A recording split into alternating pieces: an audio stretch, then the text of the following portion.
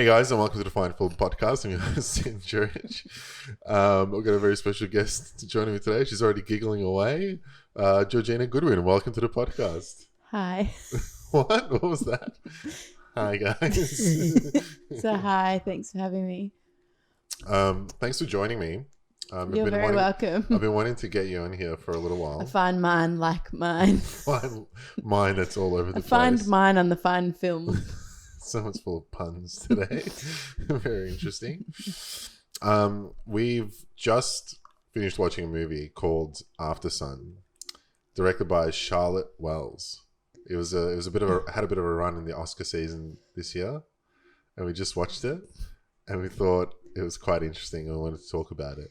Yeah, we did. Thank you for having me on as your first female guest. No need to mention that. That's fine. Okay. We can cut that. Cut that.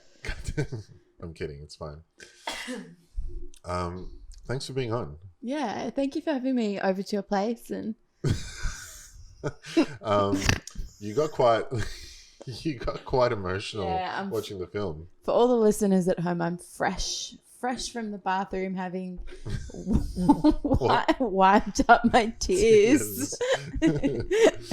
Yeah, you got quite emotional. It is quite an emotional film. Yeah. For those of you who, well, I guess if you're watching this because we are going to spoil it, you probably should have watched Aftersun already. So that's a bit of a warning for you. If you haven't seen Aftersun, maybe check it out because we are going to get into some nitty-gritty of the episode. Yeah, of the episode. Sorry, of the movie. In this episode of the movie. Sorry, I won't correct the host. How dare you? I'll bring you onto this podcast. Make a mockery of me. Aftersun, really good. The two main actors, Paul Mescal and Frankie Corio, if I'm reading that right. They were both great. What did you think of them? What did you think of the dynamic between the two of them? Yeah, I thought it was great. Mm. Yeah. Oh. Obviously, I love him. Do you? What did you watch him in? Was it that Normal People? Normal People show? Yeah. Was that a book before? Yeah, it was a book and then it was a show.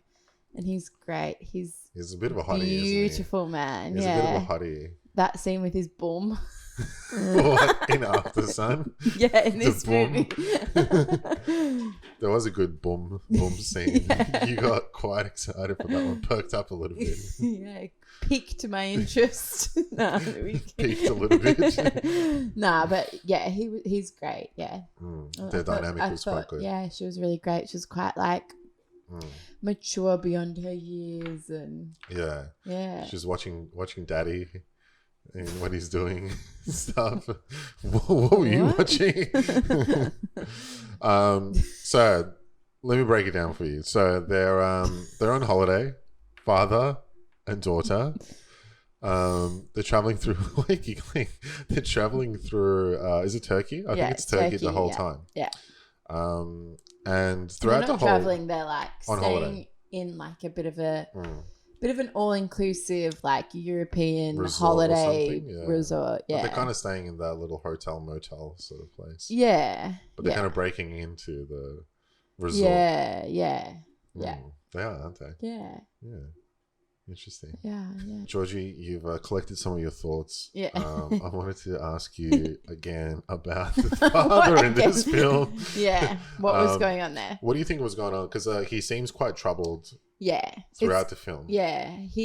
I think what was really interesting when I was watching this film was it's obviously a film about like memory we see later on that it's like her grown up. So it's her like remembering this particular like period of her life. Yeah. So what's interesting, I think, is that we never like quite get to know the dad character. We never really see anything like from his point of view, or we don't get to know him. We get to know him in the same way that she did when she was 11. Yeah. And like if you think about yourself and like how you were when you were a kid and what you thought of your parents and stuff, like that's what we see of the dad. So it's kind of like you see like glimpses of this like really troubled man, but you kind of see it through the lens of a kid. So you're never really sure like what's going on, or you see like for example, there are a few shots where you would just see like that scene after he'd like thrown himself in the ocean or whatever. And he was like sitting on the edge of the bed crying. Like you just saw the back of his shoulders like crying and crying. It was like very much from the little girl's point of view. You never brought him to like actually see his face. Yeah, or like, or even like what he's going through. We're shown it, but we're not told it. Yeah, even at the start of the film when he's on the balcony, I guess, and the kid's inside. Yeah, and he's like dancing. He's kind of dancing, having a cigarette or something. Yeah. But it's still kind of from her perspective because there's like, I can't hear what he's doing out there. Yeah. And he's having his moment. So, it's very like... So that's what I thought was, really interesting. It's something you mentioned recently of is it the female lens? Or what was the thing? Male gaze. Male gaze, the female gaze. But it kind of is. Because it is from her perspective. I guess it's like more of a child gaze. Or what a child sees, right? Yeah, it's memory. Like I think it's a really well done movie about memory and how like memory is like it's hard to show memory, but that showed it really well.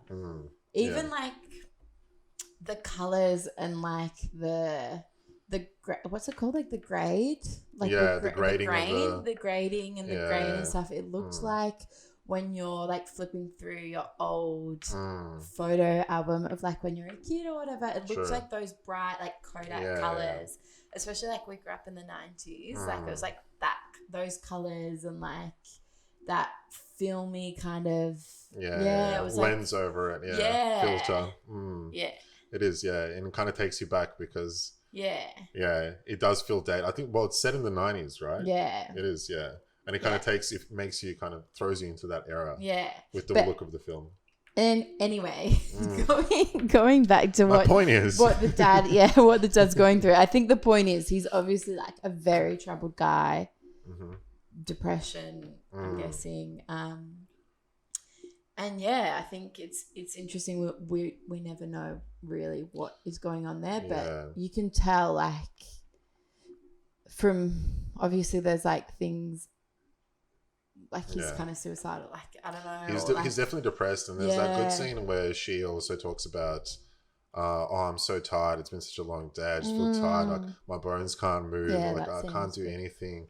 And like he takes a moment to kind of realize, she's talking about these sort of feelings that I'm probably feeling all the time, like because he is going through that. It probably freaks him out as well because he's like, fuck, have I like given this to her, or is this like is she gonna go through what I'm going through? Yeah, true. And then there's like little like, I don't know if you noticed this, but like little scenes, like there was this scene where he was crossing the road and like the bus, he like walked in front of the bus. Or there was a scene where he was on the toilet like cutting his cast off, and it was almost like he was like cutting himself. Like there were all these little scenes that kind of alluded to like that he is sort of suicidal. Like all these little There's that moment he mentions to that boat worker where he's like, I never thought that I would make it to 30 or something like that. Or I never thought what I would be like when I'm 40 or something like that. And the bit where Sophie's doing the little video diary, and then she's like, Dad's gone scuba diving.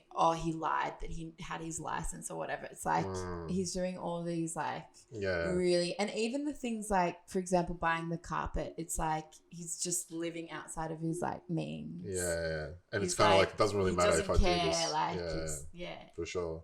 I think like thinking about the film now, it seems like this whole trip is sort of like a last hurrah. For him, like he wants to have this perfect trip with his daughter and give her everything, like this experience and like fun and love, and he knows that he's not going to last much longer, which is really sad. It's a deep film. I mean, you did cry quite a bit. Maybe we can talk about the final scene or like the ending. Or we can. We'll get into it. Okay. Hey, maybe we can cut to the ending. Or something. Like, how about we just wrap it up and we can talk about that ending scene? Well, I don't know if you wanted to talk about it. I don't know if you want to bring it up or. It's interesting thought. I'm just gonna move this a little bit more because it seems to be swaying, and I think it's probably from your chest. But anyway. There's a bit of movement there. Yeah, I'm getting in. I feel like I'm caramba. But I actually feel like I'm quite hunched over like a little turtle. I need to be a Hunch. bit more of a like Just relax your shoulders. Yeah. lean into it like a little thing. Little camel. turtle camel. Alright, anyway, cut that. Personal question for you. How does it feel deep. to be on the podcast? We need to 'Cause you're focus on the movie. Okay, well, we'll go back. Because I'm quite what? Like, are you like quite comfortable, or are you quite like a bit jittery or something? I told you before. When we cut that out. Oh, okay, cut that out. I'm warming up. I'm warming up a bit. Yeah, it's a new experience for me. Okay. Yeah. Yeah.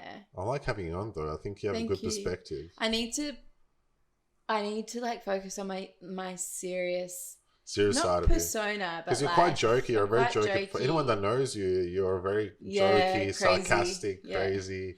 But your podcast has quite a serious tone. It doesn't have to, but it's we do take it seriously. We're not here. Yeah, we do want to talk about. Yeah, we're not here to. Yeah. Yeah. Anyway. I don't want to come on here and destroy your image. What image are we talking about? You ruined my image. yeah. Serious movie critic. Anyway, let's get back on topic. All right, so look, the dad is definitely depressed. There's something in the past. What's your theory of how Sophie came about and the story with the mother? Didn't really think about that, but I guess she's he's like not 30, right? Is he like late 20s? I think he just turns 30 or 33. I'm sorry if we're getting that wrong. I think he's 30. He's having his 30th birthday. Yeah, and she's 11, so I reckon it was like random hookup. I reckon it was just from the relationship that him and his mum have, and I think obviously his mum is.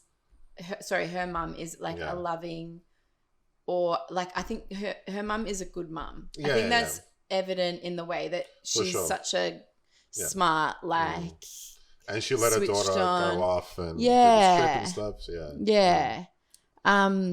So I think I think they were probably like maybe they were 19. They met at uni or something. Uni party.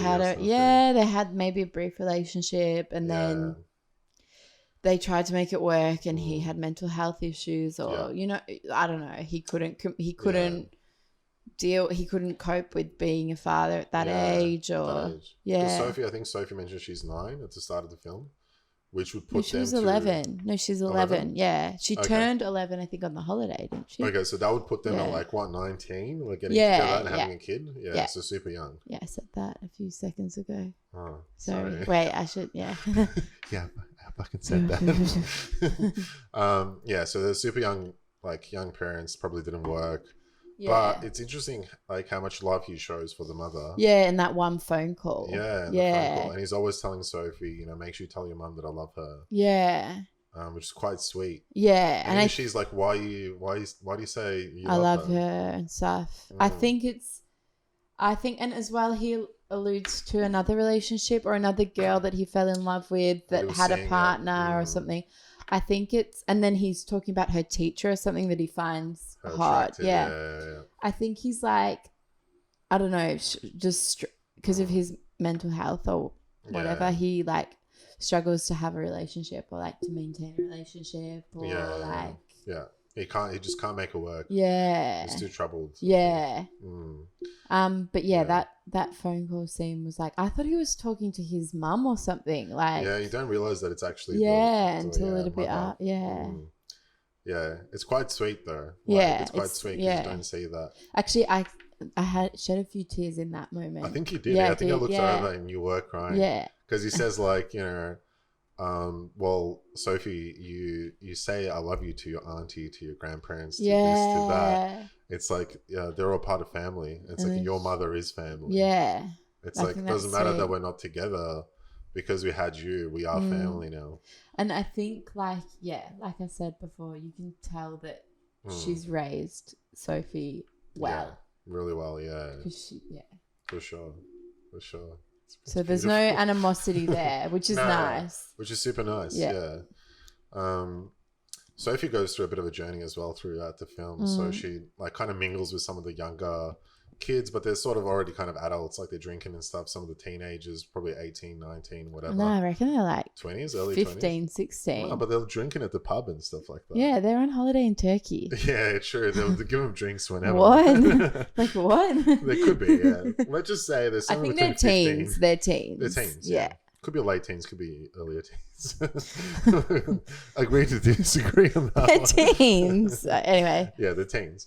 So she's kind of like starts to hang out with them a little bit. She's kind of gets this like bit of like she's very curious. I think throughout the whole entire film, she's very curious about like friendship, like boys and girls, like sort of relationships, love, love, and like obviously seeing all this stuff that happened with her parents, and her parents are quite young as well. And then she kind of starts to discover that part, and she's quite interested.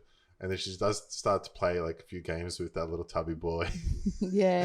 And then like they do share like a little kiss and stuff later on. In the pool, Yeah. So it's interesting. She does go through all this, but it's also like, like I said, like through that lens of this is like my parents and what is love and what are relationships, because her home's so broken, I guess. She's learning quite a lot about it.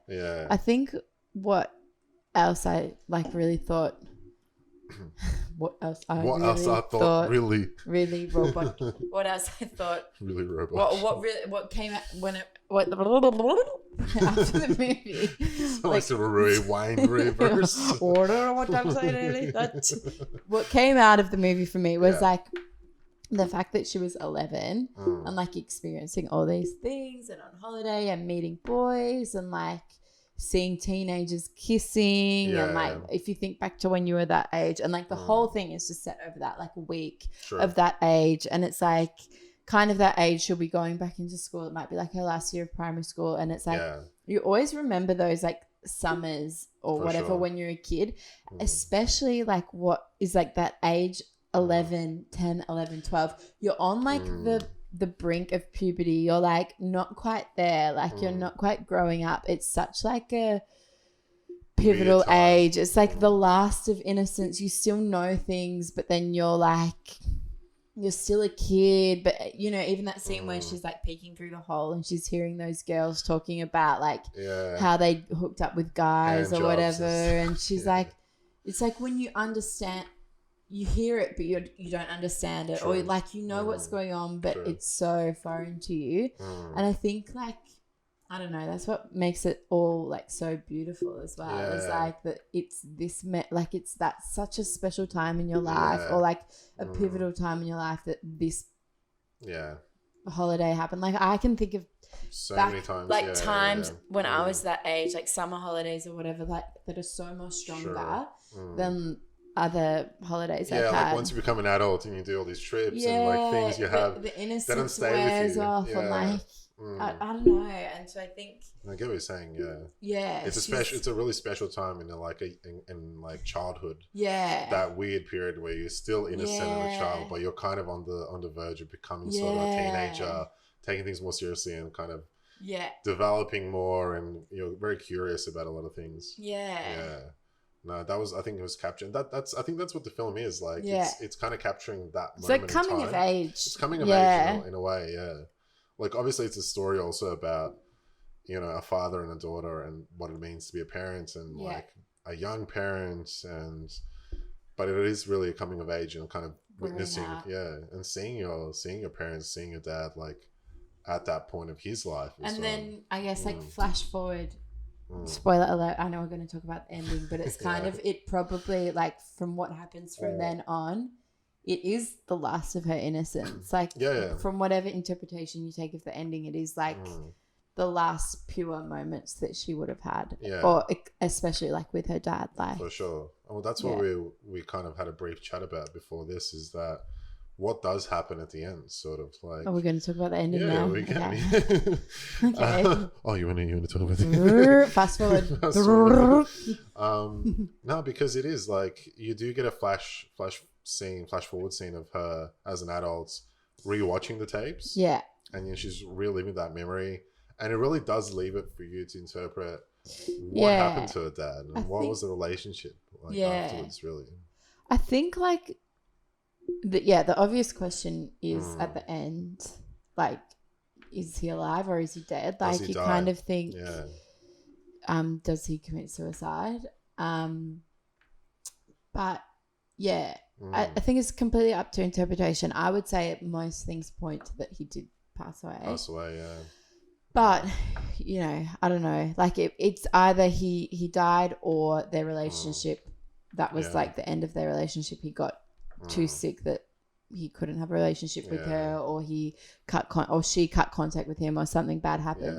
I think, like, for sure. You know, like all the scenes with the strobes and stuff. Yeah, that kind of party scene. Party scene. We're kind of trying to work that out. Like, I was trying to work it out. Like, who's in this scene? Is that Sophie's mom? Is that when they met? Or like, that was my thought throughout the entire film. That's probably where they met and like kind of hooked up one night and kind of conceived maybe Sophie. You know, I kind of think it's like her. I think it's like a visualization of her memories of him. So it's like a strobe. It's like he's there, but he's not. I keep seeing him, but he's not there. I'm trying to get close to him, but I don't know where he is. And then at the end, we realize that like that's Sophie in that memory, and like that's her like trying to get to him. And you know the last scene, oh my god, I'm gonna cry. Yeah, I think you will, because I'm feeling emotional as well. You know the last, she's trying to get to him. You know the last scene where he's like waving her off at the airport, she keeps going around the corner. Oh my god, you're gonna break. And then like she's waving, it's that freeze frame, and then he's like standing in the corridor and he walks off, and he walks through those big like double doors. And then you see he walks back into that strobe, and like it's like him walking back into her memory. It's like that's 100% like the last time she ever saw him. Like he was there, and now I'm getting goosebumps you explaining this. She was like he was there, and now he's just part of her memory, and like he's just in that memory, like raving, and she can never get to him, and she wants to get to him. It's, and you know, memories are so like tricky, like flashy anyway. Do you know what I mean? Like, it's like when you remember something, it's like, is that real? How like I saw this, and like that was the other thing. Kind of side note that I thought was really interesting was like the VHS tapes, because like they're real. But then her memory, like everything else is just her memory. So like what is I'd love to watch it again footage, and just focus on like what the footage is. Versus and like see like whether that's different to the relationship that's in her memory. True. That's a good point. It's super sad. It's super really, sad. Really sad. Because the entire film, like, you're wondering what is that rave scene, but it's like it literally plays out through the entire film. She's kind of like getting told this story, and she's trying to reach her dad the entire kind of time, like through those little flashy scenes.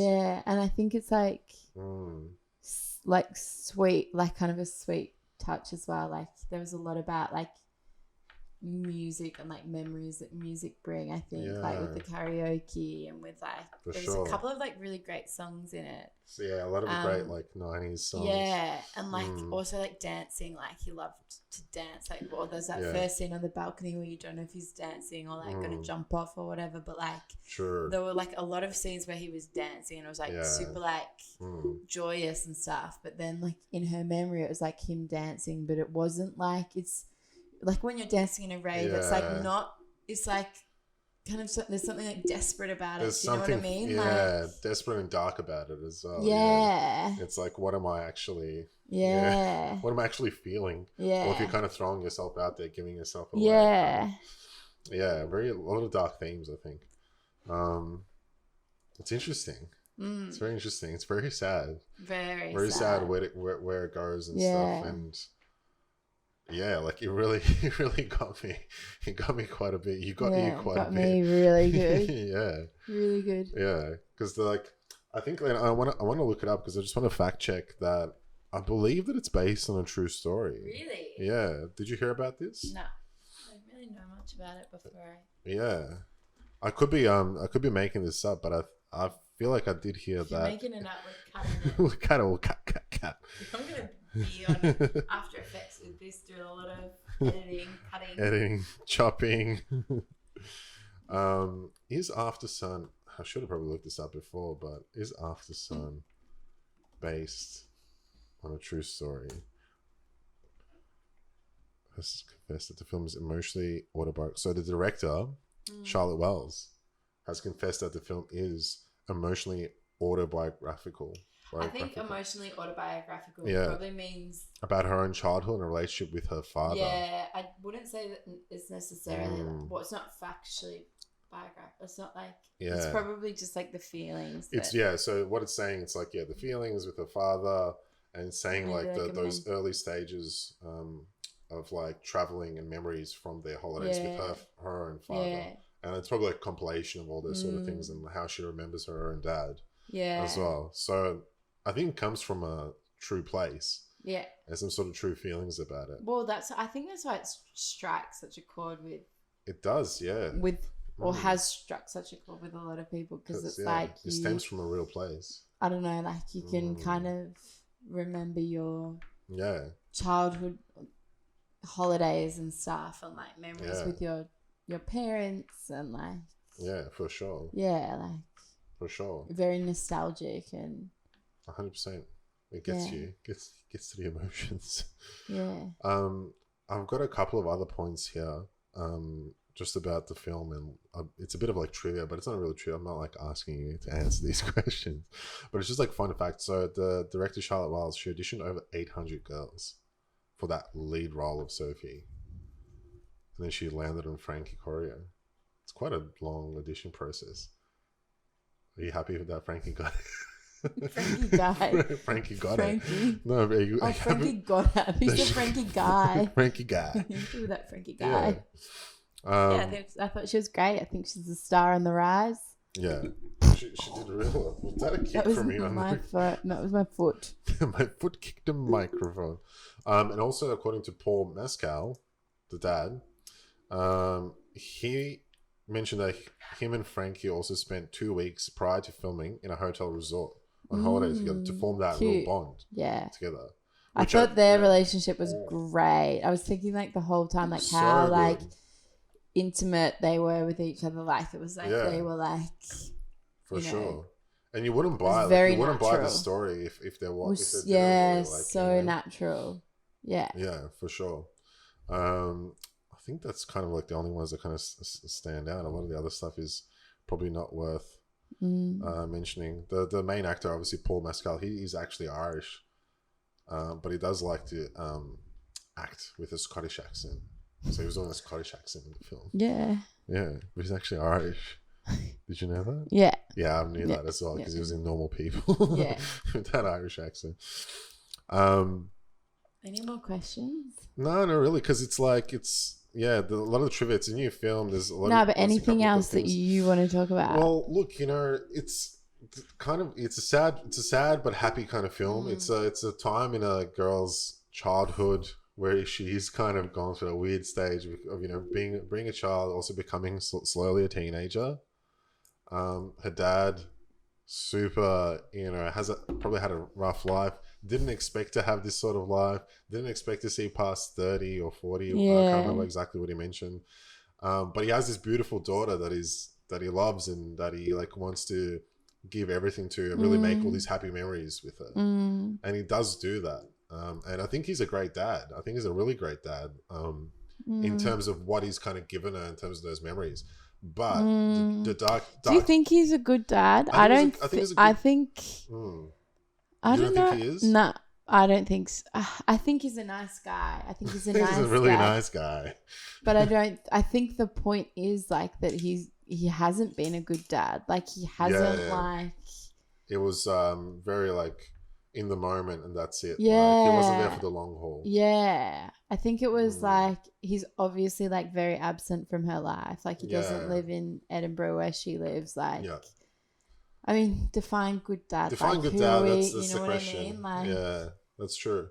I think he's good. Yeah, I guess he's good in the moment. Like, and she obviously has a lot of love and respect for him, which is what's most important. Yeah. But I don't think, and I don't know if it's his. I don't think it's fault of his own. I think it's like his mental health and stuff that like he's not been able to be be there fully for her yeah, and support her and be that dad Yeah. that she deserves. Yeah. Because I mean, there's that scene where I don't know if you remember it, but there's that other dad who's kind of dragging his kid, and he's like, "You always make a goddamn mess or whatever. You always ruin it for everyone." Yeah. And it was like a parallel. It's like this guy's fucking dragging his kid. And then they were like chilling They were on chilling, the lounges and stuff. Kind of having At a good the time. start, it like really sort of trickled in his like mental, his state, like his. What's his deal? It really kind of like was a slow reveal to just how bad it was, because you were like, oh yeah, this guy's cool, like True. You know, they're like he's a have fun a great dad relationship, like For sure. Yeah, but then obviously you see the darker side of things and what his true feelings are. You know what scene I thought was so good or so interesting was that scene where they were like, she was filming him and it was just like this, the shot was of the TV and like that stack of books and everything was through the TV. It was like her filming him and then she was like, and then he was like, no, stop. Like he didn't want to be filmed anymore. Yeah. And then like, I don't know, you just saw like the books. I don't know if you paid attention to the books he was reading. Scene. He was like reading like meditation for beginners or something, and then like a poetry book, and then like a Tai Chi book and stuff, which he was doing like later on the mount. And like, I don't know, it was just so self-help. And even the way that scene was framed, it was like what I was saying before of like what was true through like the video memories or her real memories. It was like even when the camera was off, he was on the screen, but like faded out because it was just the reflection of him, and it was like that real thing of like, is what I'm remembering true, or is it just like what I'm like? You know what it is? It kind of poses a question. It's exactly what you just said. It's like, do I remember him being depressed? Yeah. Or is it a slight memory of like, my memory is these happy memories, this holiday. Yeah. Do I actually remember seeing anything that like threw me off? Yeah. And that's what it is. Like, that's why it's so subtle. Like, we're actually never led into seeing him fully. In those darker moments that he has, right? Yeah. Because it's always a way. Like, for example, when he was sitting on the toilet, like the scene was like a split scene with like her on bed, like talking to him. Yeah. So he was like sitting on the toilet and it was so dark, we couldn't even see what was happening. Like he'd cut his hand accidentally. Yeah. But like, it was like, she was on the other side, she couldn't see like, and they were having a normal conversation. Sure. And then like, actually, I had this thought then. Like a lot of the movie, a lot of like different scenes and stuff, you're like, why were we shown that? Yeah. Like, and it's like through her memory. For example, when she saw like the two guys kissing, and stuff. Like, why are we shown that? Well, like later on, she's got like a woman partner. Yeah, she's got a female partner. Just like, and like the things when she was underwater, and we saw like the teenagers like kissing underwater, but it was all like, kind of. You know, like it's like that thing of when you're a kid and you're like, you don't really know what's going on. Like, you don't really realize what you're seeing. Yeah. You're not interpreting it the right way. It's interesting. Yeah. And it's, 100% parallels with like, what was she actually seeing with her dad? Yeah. Like, were the signs there and she didn't see it and now she remembers it? And even that scene, that one where it's like the split and he's in the bathroom and she's there. Yeah. Did you notice that her side of the scene is bright and he's in the dark? I don't know if there's anything there, but I just thought that kind of stood out for me. Yeah. 100%. Yeah, and that scene where like he's running up to the top of that amphitheater and he's like up the top, but he's kind of like dark, like because the sun is behind him. He's kind of in the darkness, in the shadow. Yeah, for sure.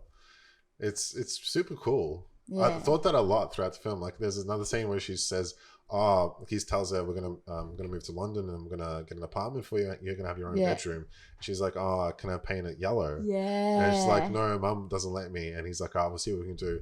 Then they cut to the people doing the Macarena on the stage. They're all wearing yellow t-shirt. Yeah. There's like, and then as soon as that happened, I was like, oh my God, there's so many little things that are just like kind of happening, like hitting you subliminally throughout the film. I just thought that was really cool. Like the yellow was her happiness and like for sure represented happiness. There's I think there's a lot of deep messages throughout the film. Like, it's deeply layered and very thought out in terms of what scenes show up. I would watch it again, but for sure. But I think you'd break down. I think you'd cry. I need a year break. I'll watch it again in a year. Yeah, we'll probably revisit it after 1 year just to see where it's at. Let's see if it hits you again emotionally. I'm interested to find out about Charlotte Wells, the director. Yeah. I think so. She's made a few other films in the past. I don't think I've seen any of them. But I'm definitely keen to check out more of her work because Aftersun was really great. What other films has she made? I'm not too familiar with them. There's another one called RAF, RAF. Film called Lapse. Tuesday, Blue Christmas. But keen to check it out because that was really amazing. Great, yeah. That was really amazing. It was like she's a Scottish director as well. So it was so like the whole thing was just like so meditative. Yeah. I don't know if I put too many T's there. Meditative. Like so. I don't know, like kind of soothing to watch, but at the same time. Yeah. Oh, and let's just talk about the score as well. That was beautiful. Beautiful score. Yeah, I just put it on then and was like. You were crying. You were listening to the score and just crying after it finished, bawling your eyes out. like sitting on the couch. Phenomenal score, and it really brings it all together. Yeah, and pulls in his heart. That song that I was listening to, which was like the ending credit song, it sounded like it was like just repetitive, like this kind of repetitive like melody that was like it sounded like waves of like emotion or like waves, like it was just like. The sound of crashing, waving emotions, which is what the film is. Yeah, especially in the end credit, it's just like hitting you, like for sure. I think I'll definitely be listening to a bit of that in the next couple of weeks. Just feeling my feelings a little bit. I think where I can. What would you? Let me just wrap it up for you in terms of if you wanted to recommend this film, what would you sort of give it? Out of 100, like if you wanted to give it a handle with care. I don't know why I said it in that voice. If you had to give it a Rotten Tomatoes score. Nah, I don't believe in that. You don't? Nah. You wouldn't give it a rating out of 100%? I don't believe in Rotten Tomatoes. Who are they? Old farmers. Old farmers, baby. Where's that thought coming from? Rotten Tomatoes, like who are they? Who are they? Tomato farmer. Do you believe in any sort of score system or not? Not really. I believe in the thing called love. I believe in like a personal rating. Okay. Being like, I would give this a da-da-da out of da-da-da. Is it a numerical system or a da-da-da-da? What would you give it? How many da-das out of da-da-da? Nah, I would say it's pretty much like a 9.5 out of 10.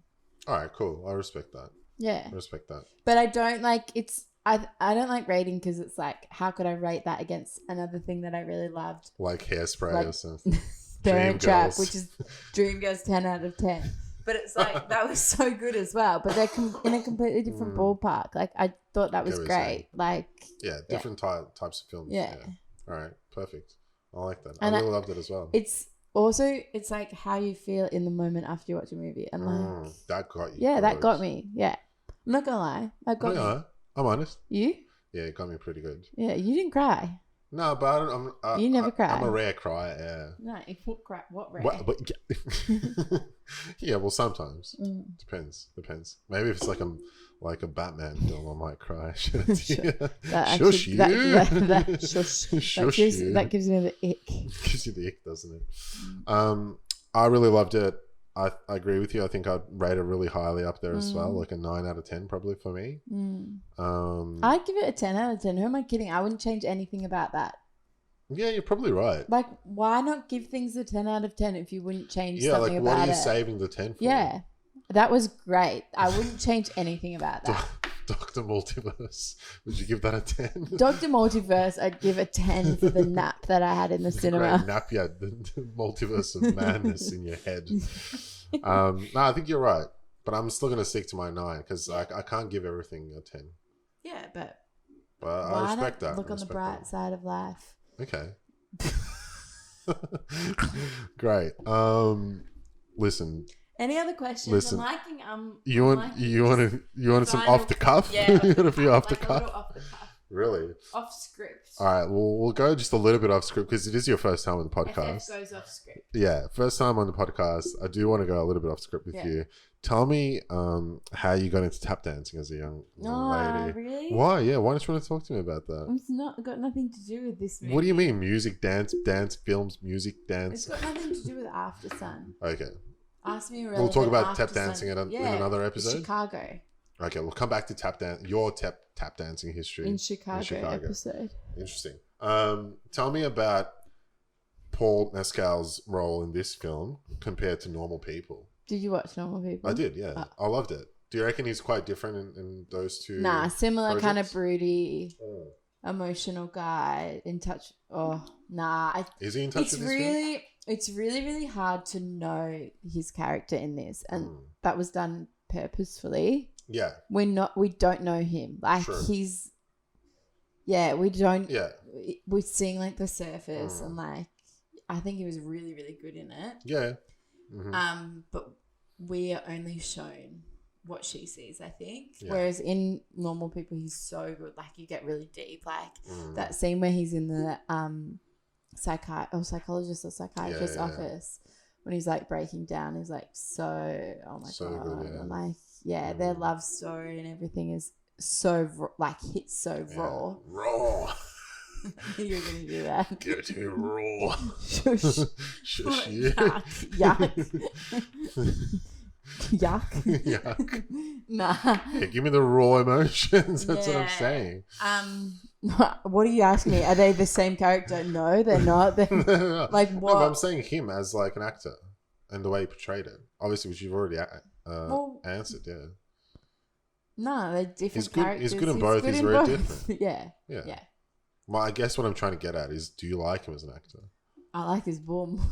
Like the naked bum scene. It's quite nice. He's good, yeah. I think he's really good. I think he's brilliant. I think. Yeah. You know, he was engaged to Taylor Swift. No, don't get me started. I wish. He was engaged to Phoebe Bridgers. Ah, cool. You don't the know musician, who that is. Yeah. We saw her. And she cheated on him with Bo Burnham. Bo Burnham, who I love. Yeah, but he's married. But Bo was married at the time. Really? Yeah. Bad boy. Bad woman, and bad boy. woman as well. She was engaged to Paul. Poor Paul. Yeah, Mescal. He should get with Daisy. Who's Daisy? Daisy Edgar. Who's that? From Normal People. Oh, Daisy. The crawdads. The crawdads. Crawdads. Singing. What have we cracked your neck? It's been a bit stiff, a little. Too much like bubbly emotion. Gave the neck a little crack.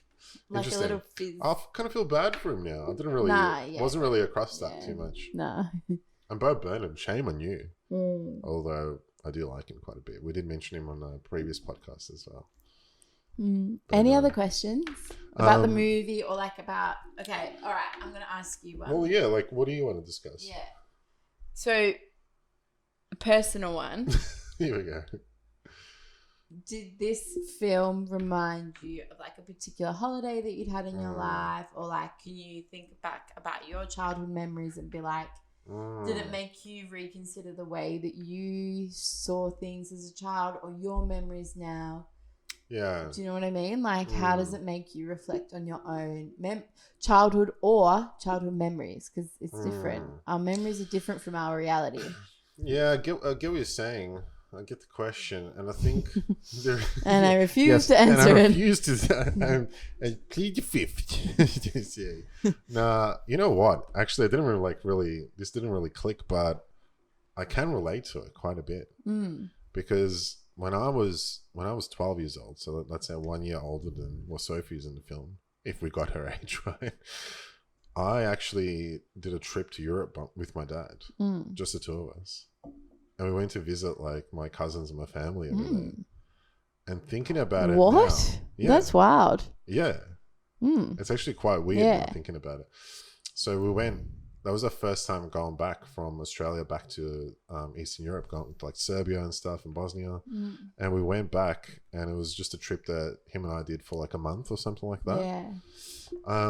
And thinking about it, we definitely had like, obviously because you're visiting family, you're visiting like relatives and all this stuff, but we had so many moments now that I think about it where it was just the two of us. And it was just the two of us in like little stupid moments, whatever. We're on the flight together, we're catching a taxi somewhere together, we're doing these things, we're figuring out, we're trying to grab food. Like he took me out to like get all these like food like at these little restaurants that he remembers from his past, from his childhood or whatever, and we had all this food and stuff like that. Now that you think about it, like, yeah, I think that does stay with me. Like, kind of makes you remember those memories with your parents and like times you shared and stuff like that. Yeah. But I don't know. Like, it's different. Yeah. I don't know. I think you have to examine it and think about it more to try and remember like what was it like? What state were my parents in? What were they worrying about? What was going through their head? It's so hard to know. Like, it's hard to know. Because you're not actually paying attention to that, I think, as a kid. Yeah. You're kind of thinking about what about you? Do you think you had a few of those things in the past? Yeah, like I have really strong memories of like our summer holidays as a kid, because we would go to the same place every year, like camping. 2 weeks we'd go with like our cousins, and like it was so, because we're going to the same place, like it was just so. It's so memory, like it's so full of memories for me. Even if I reckon if I went back there, I'd feel so nostalgic that I might cry, because it's so much of like my childhood, like best childhood memories were there. And then like obviously like I have like really good memories of my dad, who was so like funny and like you know, like character and stuff, and like. Yeah, it's kind of like, I don't know, like I said earlier, it's like that Kodak kind of vision, like that picture book. Yeah. Like, what do you remember? The picture, like photo album. You know, it's like when I look back on it, it's literally a photo album. It's like, or I've seen photos or I've seen videos of when we were down there, and it's like, that's what I remember. It's like all good. It's like all happy. There's a few like selective bad things that are like that I remember, like the times when I was embarrassed or like I fucked up or did something stupid or whatever. Got in trouble. Silly but it's things. Like such good, strong, happy memories. And I think it's also that thing of like you being like a child and innocent and not like understanding your emotions. So you're either like happy or you're sad, or like you're excited, or you're not deep in your emotions. No. Whereas like as you get older, your relationships with everyone, including your parents, become like a lot more complicated or a lot more like deep, and your own life gets more complicated and separated from that. Yeah, and you analyze your relationships. And I find it weird that like as adults you start to realize that, you know, your parents were, you know, at some similar kind of spot that you are at right now, and like what were they worrying about, what were their issues, what were they like, how are they managing you, and like what were they like, you know, I'm like, because you never gave a fuck. You were like just living your childhood, which you should have been, you know. It's interesting to think about. It's like that weird click that happens sometime in your 20s, I reckon, that it's like, fuck, my parents are actually adults and like have all the same emotions that I do. Like my parents were actually kids before, and like now I'm becoming an adult, and what's the difference actually? It's just like years. Like it's weird to think about. I think even like circle back. Okay, as long as it's circle back to the movie. I think like even the fact that it showed that Sophie was now a mum and had like a son, I think, or it could be a daughter. I think they said him. Yeah. Like, I think that was like an interesting point, that it was like she's now.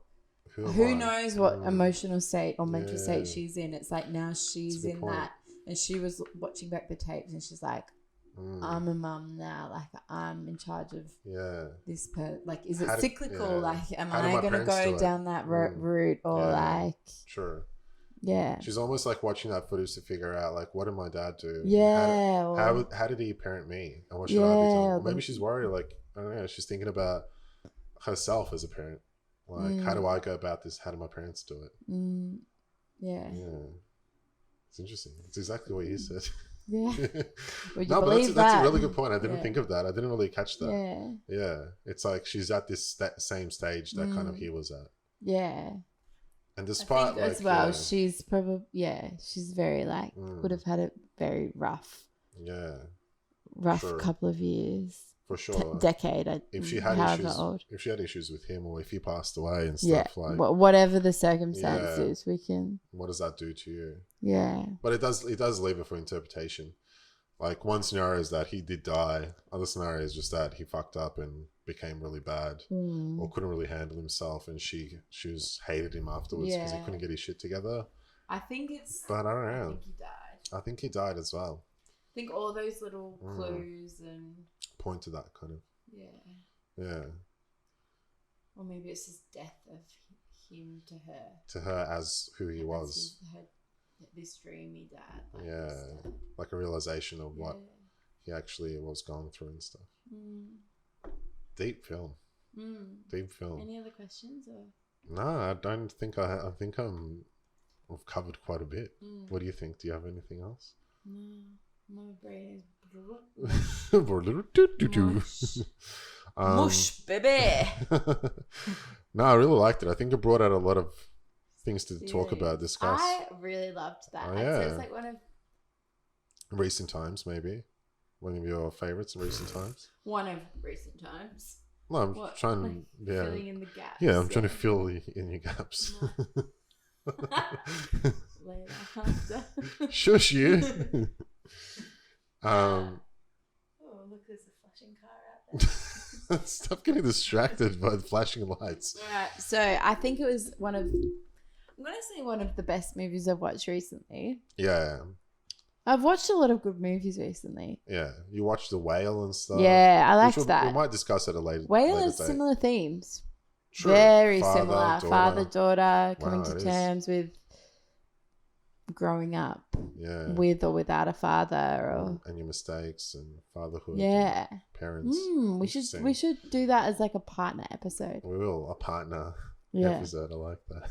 Yeah, a 2-part. No, but the film Aftersun was really one of your favorites that you've seen recently, right? Yeah. I'd recommend it to anyone. Yeah. I mean, if you're listening to this podcast, we've spoiled everything, but recommend it to your friends as well if they haven't seen it. There's nothing really to spoil it. It's not like a big twist or anything. It's not like if you know this stuff that it's going to ruin the film. No. The part of the film is like the beauty of like the cinematography and the score and everything. It was just beautiful. The scenery, like it was just, the acting. Yeah. It was really well put together. He was nominated for an Oscar as well, but he missed out. Unfortunate. But anyway. I loved it too. Georgie, thank you for coming onto the podcast. I'm really glad. Is this being weird? No, it's not. Do you feel weird? No. Do you feel weird me taking you professionally? Like, I treating feel you in a professional like sense. We're now in like a professional business like we work together sort of thing. But maybe I got a head spin. I was going to say maybe I kind of like it. Kind of like it. Maybe we'll share a kiss off camera. What? What are you talking about? What? We're just two professionals. Huh? Thank you for joining me. It's been a pleasure to have you on. My hand was forced. You forced my hand. My wrist was tied. No, you had really good points, and like you brought out a lot of interesting topics. Are you surprised? Do you think I'm? No, I'm not surprised. I know you have it in you. I'm glad we got to discuss because I think when I went swimming with you for the first time and you were like, "Well, you can actually swim. You can swim like a crazy amount for a long time as well." And I did like one lap and I died in the pool. But now you're like, "Whoa, you can talk about movies." Like you got good thoughts, good breakdowns. You see, well, sometimes I think you're watching a movie and you're like not paying attention, but you really paid attention to that one. I pay attention to everything. I think you do. I think I just sometimes think maybe you're not because you're not as like enthusiastic about films as I am, but I think you are. When it comes to the right movie. I thought you weren't, but I think you are. But I think you are. Listen, what I'm trying to say is I'm glad that you came to the podcast and it's been nice to have you on. It's been nice to touch your foot under the desk for 1 hour. Shush, that was a secret. That was our secret. You weren't allowed to say anything. But yeah, for anyone listening, I hope you guys enjoyed this podcast. Yeah, who's listening? Hello, Dad. Hey, Dad. Hey, Chris. If you did like this one, please subscribe. We'll try to do a few more. I liked it. I loved it. In fact, I'll do one tomorrow. Okay. I'm on it now. Really? You're It's on my it. new Yeah, you obsession. enjoyed it. I'm glad you enjoyed it. Yeah. But thanks for joining us, guys. Check us out on Instagram as well, the Fine Film Pod.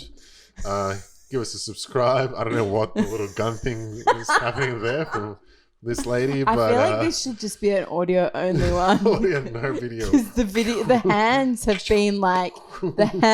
been popping off. My hands have been like everywhere. Like I'm a mime.